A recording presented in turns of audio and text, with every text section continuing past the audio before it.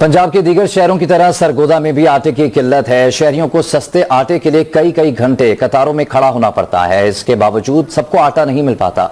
इस बारे में मजीद जानते हैं डॉन न्यूज के नुमाइंदे सैफ खान से, जो सस्ते आटे के एक स्टॉल के पास ही मौजूद हैं। जी सैफ, आटे की किल्लत पर शहरियों का क्या कहना है?